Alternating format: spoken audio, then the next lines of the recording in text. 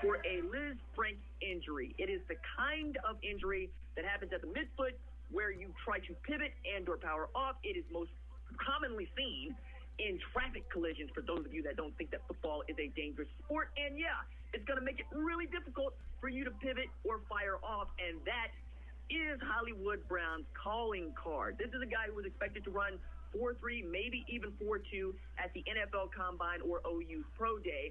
Now, he's not going to run it all during the NFL workout circuit. That's RJ Young. You can catch his podcast on YouTube at RJ_Young on Twitter. Also, Fight Me Sunday morning at 10 a.m. Yeah, talking about Hollywood Brown, we talked about it a bit earlier. Look, it's an injury that can be quite painful, in fact, as well. So obviously he played through a lot of discomfort with that as well, and we'll see, I should say, where he ends up being drafted. But again, I know teams would have liked to have seen him run, would have liked to, as we said, physically touch him, if you will, that for a lack of a better term, just to kind of test him out a bit. But we'll see where he gets drafted, and by all accounts, he'll be fine once even mini camps come around. Yeah, well, I mean, you had to make it weird there with the petting, didn't you, Patrick? But look. Well, it's just, people, they want to see him run. They want to see him cut. They want to see him run routes. I mean, that's as close to, I'd say, physically touching him as you can. They'd like to do that, but obviously they're not going to be able to. Well, it's a guy that you got a lot of film on. He's got 2 years of film. He was a semifinalist for the Biletnikoff Award. He's robbed of being a finalist, quite honestly.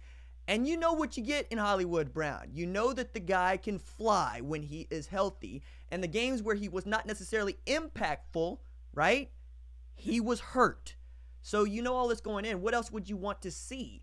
I mean, I guess he could show up and go through height and measurement, but at this point, what do you need to see that you haven't already seen on film? Do you want to go, hey, I want you to come and genuflect to me? Okay, maybe.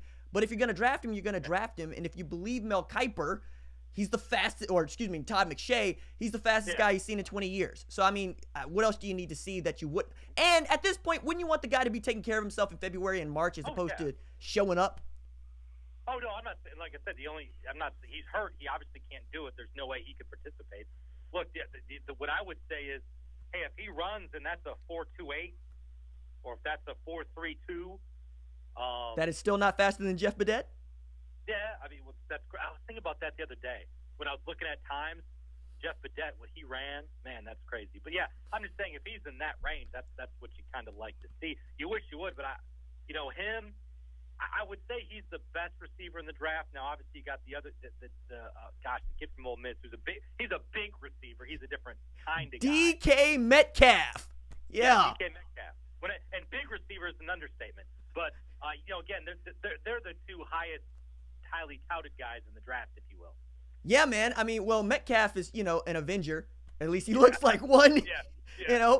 I haven't seen a guy that big for a very long time playing wide receiver. So, people are looking at him going, is that Megatron? Well, we'll find out and we'll see. And he might not even be the best wide receiver coming out of Ole Miss. It's really an interesting draft, even for folks that want to say, it's particularly weak at quarterback, it's particularly weak at linebacker. And I'm going, yeah, but do you see these pass rushers? Do you see these wideouts? Do you see the talent you got at defensive back? I'm excited to see these guys go through the combine, but also I am a football nerd. I mean, I'm over here pulling DK Metcalf out of my rear end. So, yeah, I'm for it.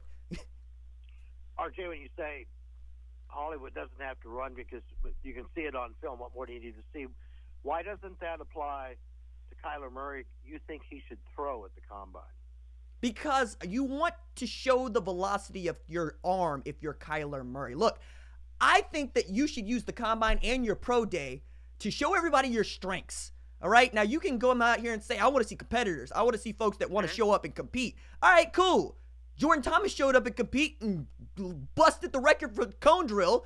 He's playing in the Alliance. All right, so look, if you're going to go and show up, do what you're going to do best. And if you're Kyler Murray and you think you can get warm and you think you're not going to pop a hammy, maybe you run. As a fan, I would love to see that. As a businessman, I'm going to try to tackle him at the line because I want everybody's imagination to continue to run, no pun intended, about what Kyler Murray can do. I don't see how that necessarily helps him. If you're a quarterback and you drop 4.2, so? I mean, at what point, all you're going to do is give more fuel to the fodder of you throw 4 picks in a game and, okay, we're going to move in the slot. No! Don't give anybody any opportunity to do anything other than call you a quarterback, so show up and throw. and then sit down. And look, if Kyler doesn't throw at the combine and just does his pro day, I don't have a problem with that either if he wants to work with guys he's familiar with. The only thing I say about Kyler is his speed, his explosiveness, that's his separation from the other guy. I mean, look, we talked about Dwayne Haskins is a big statue. He can throw a nice football too. I don't think Jones is in the same class as the other two, but to me, if you're Kyler, that's what separates you from the other guys. It separates Lamar Jackson from Baker Mayfield. See how that ended up. Like, I don't see it, man. It's a position kind of like with linemen. You don't care that a lineman can run a fast 40. We've seen it before. There are guys out there that weigh 315 that can bust 4.7, and we're going, wow, that's cool. And I wonder how that's going to help him in pass pro.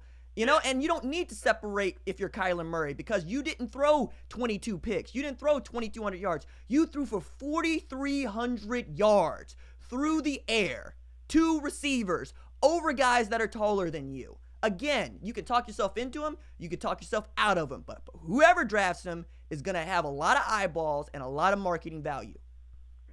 I talked to R.J. Young, OU Insider, OUinsider.com. Also has his own show here on The Animal. R.J., I know you did a lot of work on the Derek Green story. Can you kind of fill in the listeners there what happened? Can I just say this? As I joked, I was like, well, he's now decommitted from the Navy. Not Navy, the Navy. Yeah. Negative on both counts. Look, there's context that's needed, right? People underestimate it, and his family did.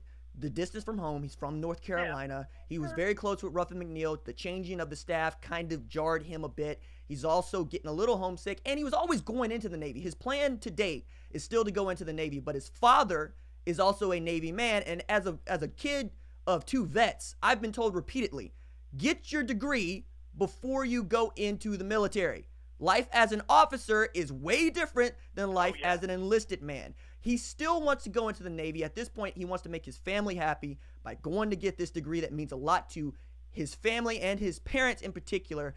And he doesn't really care where he transfers as long as it's closer to home.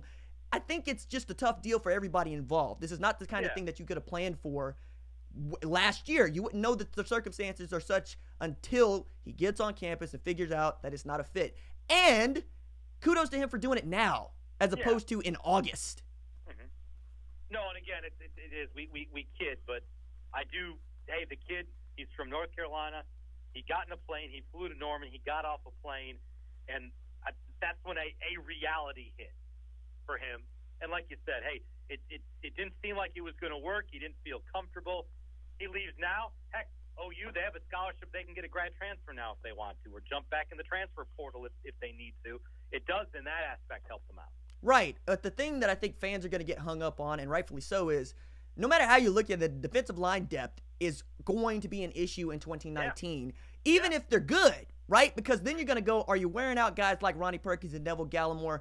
And what do you have coming in? Are you developing guys like Zach McKinney? Are you developing guys like Troy James, right? Because you got defensive linemen on this roster. How much you trust them and how much they are involved in Alex Grinch's scheme is still remains to be determined, and I think that is the real angst going on here, is you don't want to see defensive linemen leaving Oklahoma as hard as it is to get them to come in the first place. And again, look, this was a kid that body-wise, he looked the part walking on campus. They obviously went for him because they thought he'd contribute to them. This is a guy that they wanted to help them contribute. So like I said, maybe they can get a grad transfer, they can get something that will be eligible right away, because they need some depth right now. Absolutely. And there are some guys out there that I have talked to. Brandon Drum has a couple pieces up on OUinsider.com for folks that are members to go check out. It's not as dire a situation as it seems on the outside. But again, seeing guys like Derek Green and Ron Tatum want to leave Oklahoma after signing day just is not good for the optics.